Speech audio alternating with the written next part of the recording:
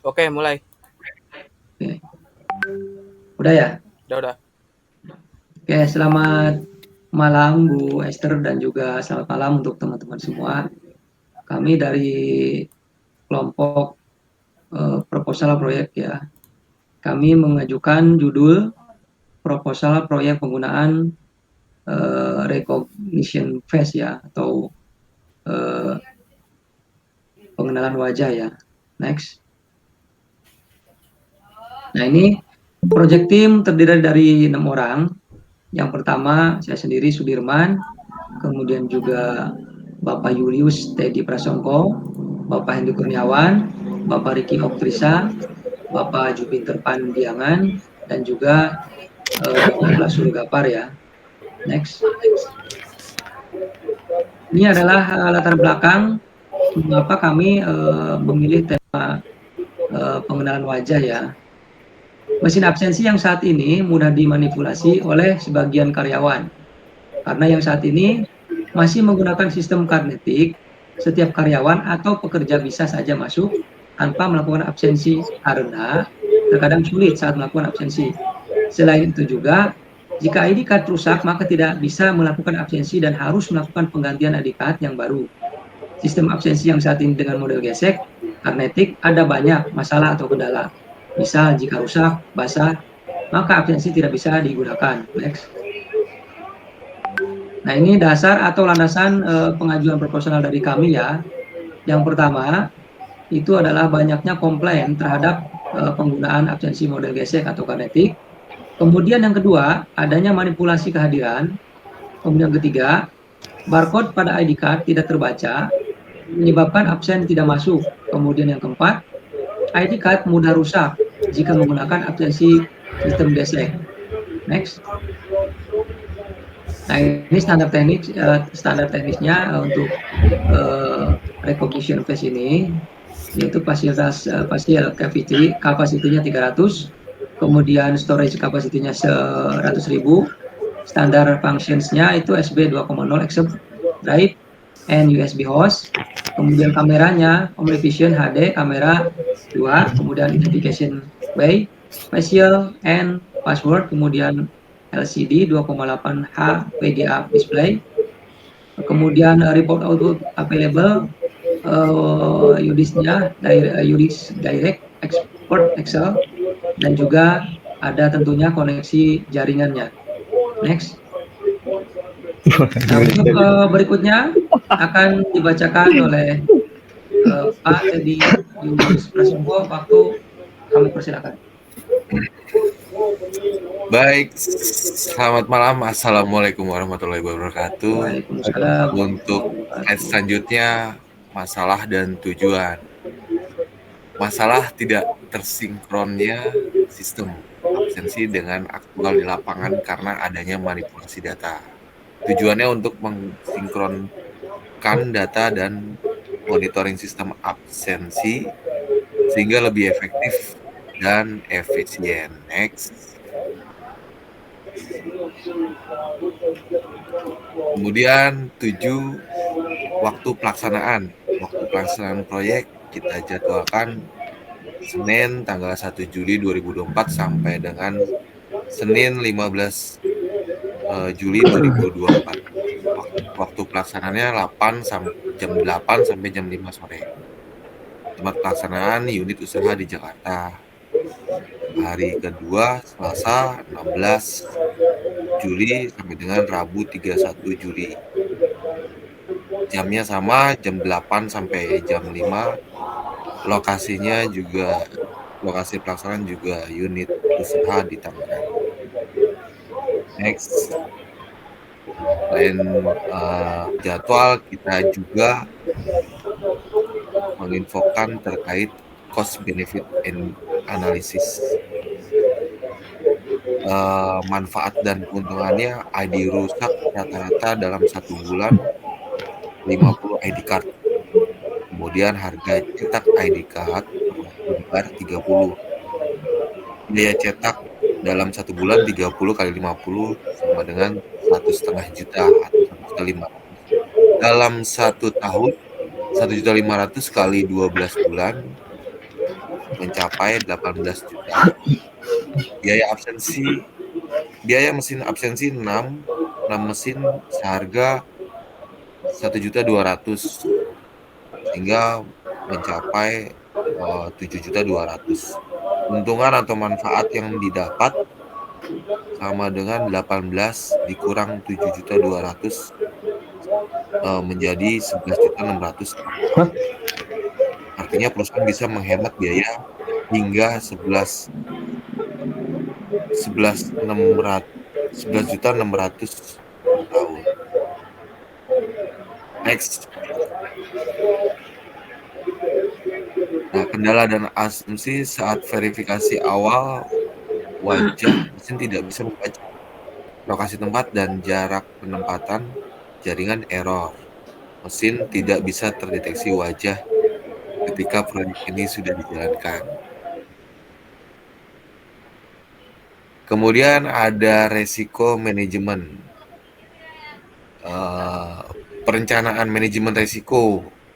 Poin pertamanya biaya proyek recognition ini tidak memerlukan biaya yang besar karena hanya mempersiapkan komponen-komponen pendukung seperti sensor, face recognition yang berkisar antara 79.900 sampai dengan 2.750.000 tergantung merek dan juga kualitas. Next.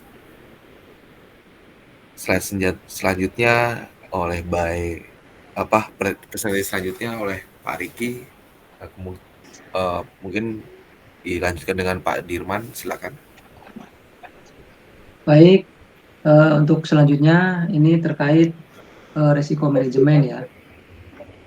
Tuh ada perencanaan manajemen risiko, di situ ada jadwal proyek. Nah, jadwal pengerjaan proyek ini tidak mengganggu pekerjaan atau tugas sehari-hari karena dikerjakan pada waktu normal. Jadi sesuai komitmen waktu dari tim yang dijelaskan sebelumnya. Next. Nah, ini berikutnya adalah ada manajemen komunikasi. Tentunya dalam resiko manajemen juga pasti terdapat juga manajemen komunikasi. Nah, ini untuk mencegah adanya miscommunication, selain handphone untuk jarak jauh, perlu 6 buah HT. HT itu yang genggam ya, alat komunikasi genggam jarak dekat ya. Sedangkan untuk komunikasi dengan manajemen terkait hasil laporan bisa menggunakan email perusahaan. Melakukan briefing kecil selama kurang lebih 10 menit. Jadi briefing ini dimaksudkan untuk sejauh mana sih proyek ini dilakukan dan juga kendala apa yang dihadapi, itu nanti akan disampaikan ke tim dan juga nanti disampaikan ke manajemen. Next. Nah, ini yang tadi ya, ada tim proyeknya. Yang pertama, ini saya sendiri, Sudirman yang pemilik proyeknya, ini tugasnya mengawasi dan monitoring progres proyek. Kemudian Pak Julius dari Prasongko, ini sebagai ketua proyek, ini bertugasnya untuk mengatur jaringan ya. Kemudian ada Pak Hendri Kurniawan, ini sebagai anggota di sini, beliau bertugas sebagai programmer proyek ya. Kemudian ada Pak Riki Oktrisa, anggota juga. Ini memanage operasional ya, termasuk biaya akomodasi. Di sini Pak Riki bertugas ya. Kemudian ada Pak Jupiter Pandiangan sebagai anggota. Ini mengatur masalah komunikasi ya, menyiapkan yang tadi HT, kemudian juga email dan prasarana lainnya yang berhubungan dengan komunikasi tadi. Kemudian ada Pak Ikhlasul Ghafar sebagai anggota. Ini bertugas untuk mendokumentasikan proyek baik sebelum ataupun sesudah proyek ini dijalankan. Next. Nah, ini tabel penjaminan kualitas ya. Jadi untuk menjamin bahwa proyek kita sudah berjalan baik dan berkualitas oke. Nah, di sini kita ada tabel penjaminan kualitas. Yang pertama adalah audit internal ya. Produknya adalah berupa panduan audit. Standar kualitasnya ada prosedur bagaimana melakukan proses audit internal ya. Tentunya terkait proyek yang ataupun proposal yang kita ajukan nanti. Kemudian yang kedua, perawatan. Nah, ini produknya adalah panduan perawatan, mungkin sejenis SOP ya. Nah, di sini standar kualitasnya ya, prosedur perawatan dan penanganan kerusakan dan sistem error.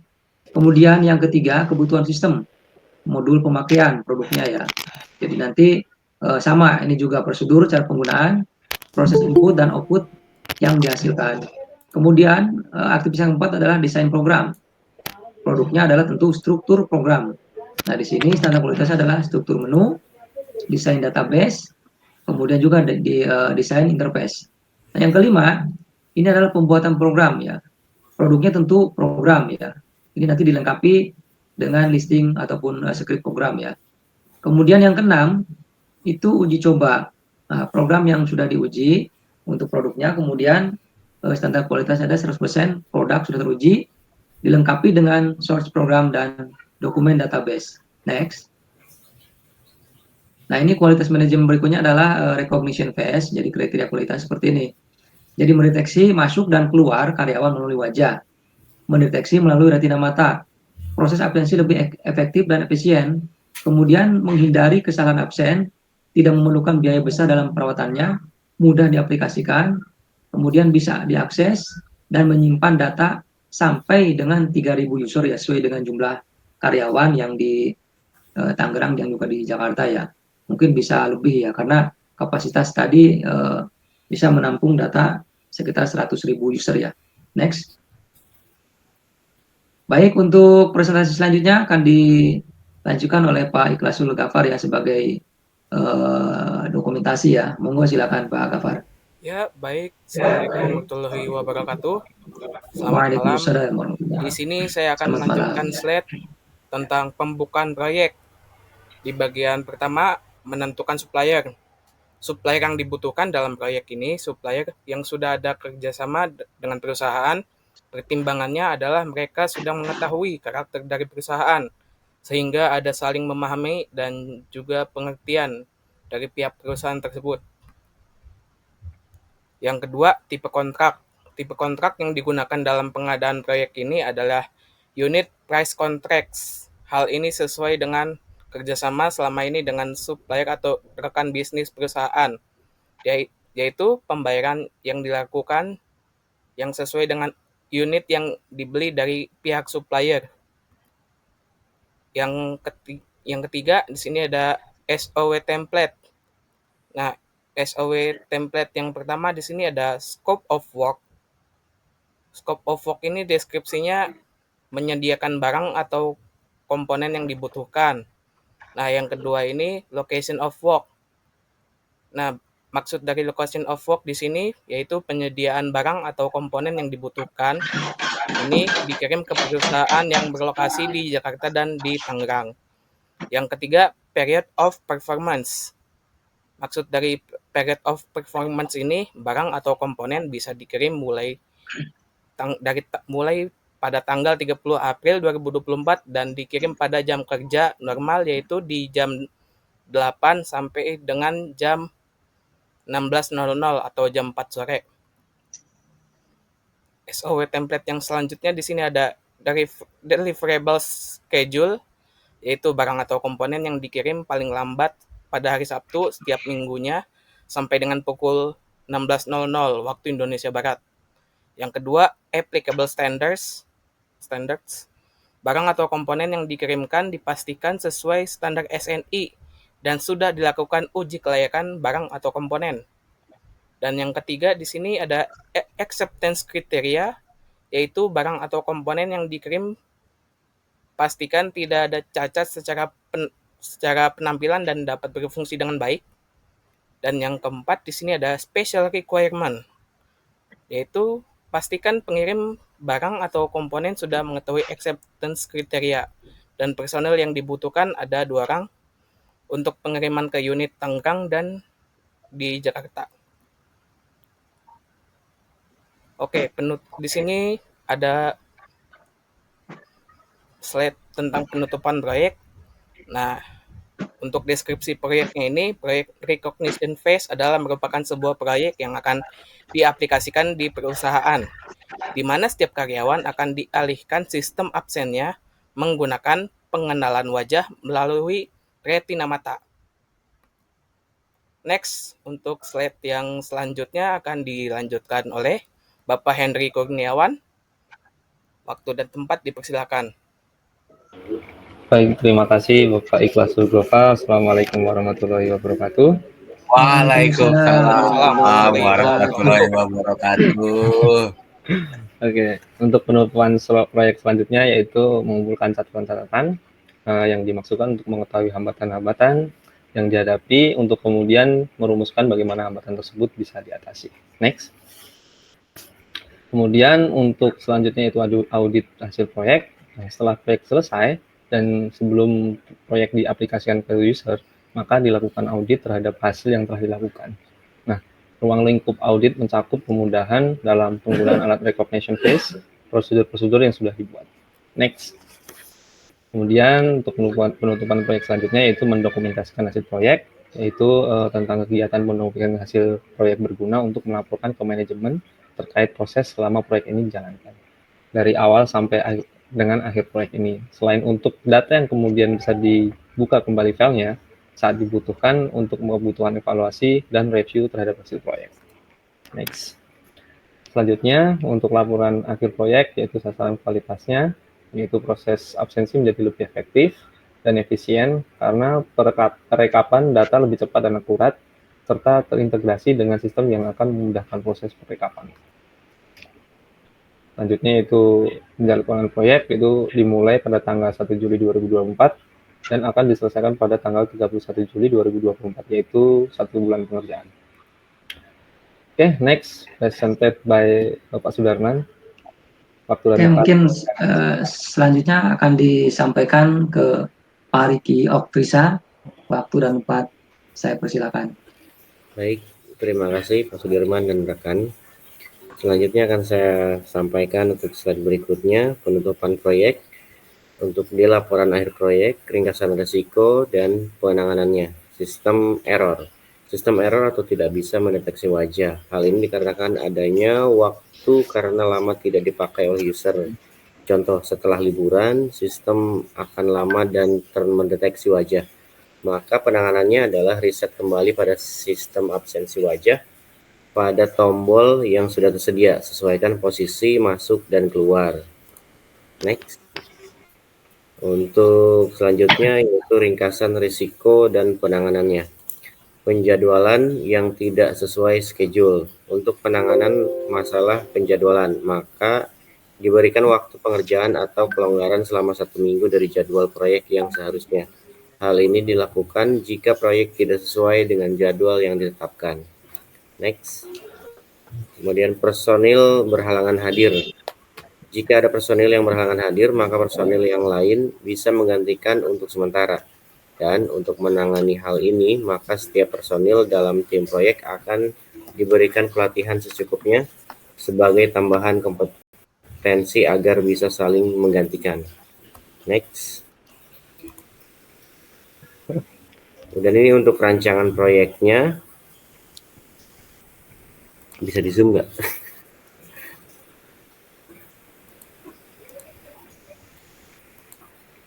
Di zoom boleh?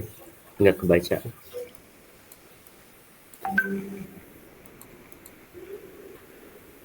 Nah, sip. Ini alur dari proyek programnya.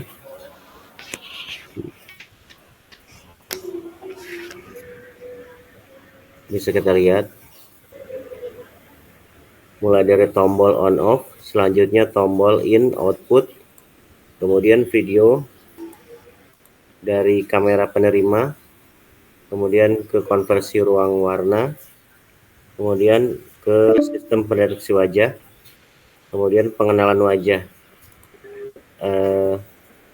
Jika deteksi retina langsung menampilkan hasil, kemudian untuk database training data, kemudian uji file dengan foto wajah, bisa juga untuk pengenalan wajah, simpan hasil dalam bentuk Excel format.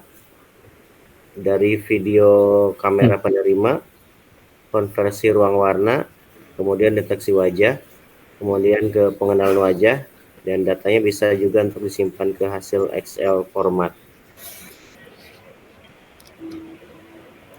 Next, ya. Penjelasan rancangan, real time processing, tombol on off untuk menyalakan absensi, tombol in out untuk mengatur absensi masuk, in atau pulang. In masuk atau sama dengan in, atau pulang sama dengan out. Mulai melakukan proses perekaman melalui video dari kamera penerima. Kemudian warna dikonversi menggunakan konversi ruang warna. Setelah warna dikonversi menyesuaikan dengan aktual ruang, mesin mulai melakukan deteksi wajah, kemudian mesin melakukan pengenalan wajah, dan secara otomatis foto wajah akan tersimpan pada database. Kemudian mesin melakukan deteksi retina mata. Jika terdeteksi, maka mesin akan menampilkan hasil berupa jam dan tanggal masuk. Next. Penjelasan rancangan. Batch processing. Batch processing terjadi jika mesin tidak mengenali wajah dan ini perlu dilakukan verifikasi ulang foto wajah. Langkahnya sama dengan proses absen. Bedanya, dalam verifikasi ulang tidak perlu tombol on atau off. Kondisi mesin sudah menyala. Langsung membaca pembacaan dari video dari kamera penerima. Lalu konversi warna, deteksi wajah, pengenalan wajah, hasil verifikasi ulang akan disimpan ke database dan secara otomatis akan tersimpan ke dalam format Excel. Next. Recognition face ini dirancang dan terintegrasi secara otomatis ke dalam database dan otomatis langsung tersimpan dalam format Excel untuk keperluan perekapan termasuk sistem penggajian. Sekian untuk slide presentasi. Saya kembalikan ke Saudari Dafar. Ya, untuk selanjutnya pada slide berikut ini saya ucapkan sekian dan terima kasih. Kemudian saya lanjutkan ke Bapak Sudirman. Waktu dan tempat dipersilakan.